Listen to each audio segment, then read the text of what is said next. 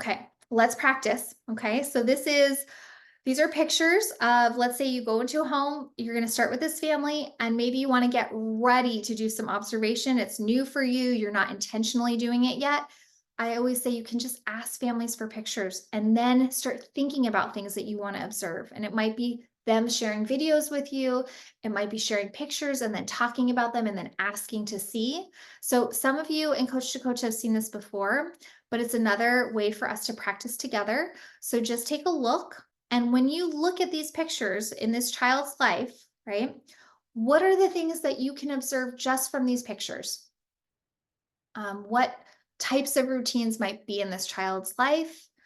What types of things, little everyday moments might be occurring? And people can share them, you can unmute, you can put them in the chat if you see anything.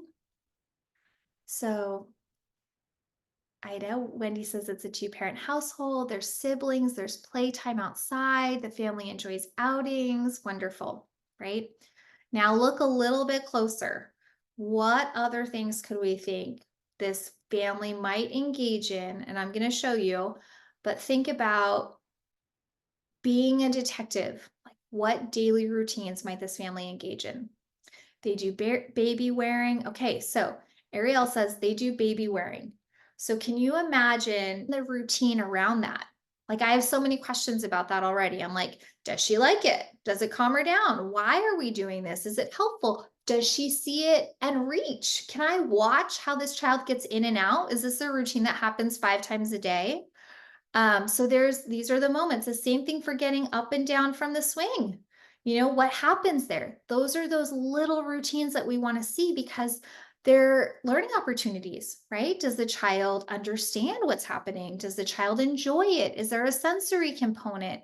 Um, Lots of toys on the floor that are accessible. Great. So why are those toys out? How does that child indicate they want to play with those toys?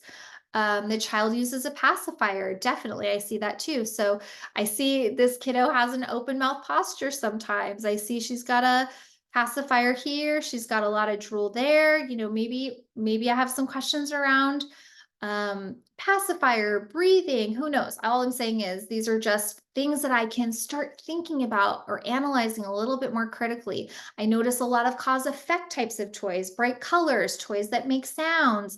You know, how does she interact with those? What type of a daily activity does that look like? Um, they have a boppy pillow. Great, Erin. So are they nursing? How are they doing it during the day? When does it happen? Great observation. See how she's keying in to these, smaller parts of these pictures. And the same would be true if a parent sent you a video. Not only are you looking at the routine itself of whatever the parent sent you the video of, but you're also looking at the environment. What else is happening? What other routines could be here? What could we watch, right? Does that child like being on that nursing pillow? Is nursing comfort to the child? Is it something mom enjoys? Like, what kinds of questions and things would we be observing around that? Do parents encourage exploration? Yes. See how the child's holding the grass, right? So these are great ways of identifying strengths as well. I'm thinking about the sibling, like how do they play together potentially? Or looking at this, the hat on the child and the sunglasses on her head. Like, does she like having things on her head? Does the parent put it on and it's a struggle? Like, what does that little routine look like? Catherine says, observes what happens when the parents stop pushing the swing. Great. So show me how do we do this on the swing? That could be a video. So you can imagine, like, I noticed a little pillow behind her on the swing. What is that for? Is she still a little too small for it?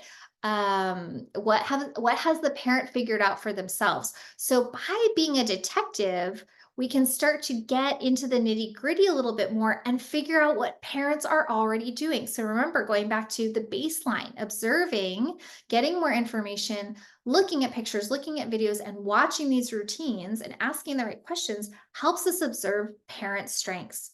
Okay, so she's getting a lot of tummy time. Okay, so when she's upset, we find that this works for her.